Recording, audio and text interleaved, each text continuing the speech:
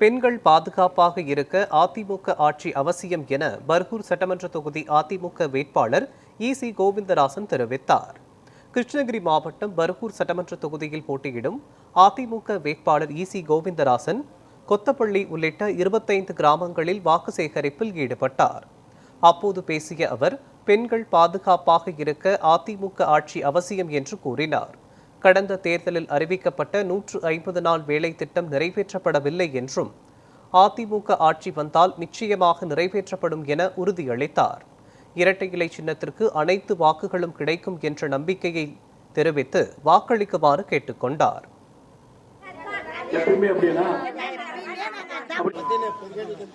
8000 ரூபாய் டோக்கனை எடுத்து குப்பையில போடுங்க. கொஞ்சம் பின்னாடி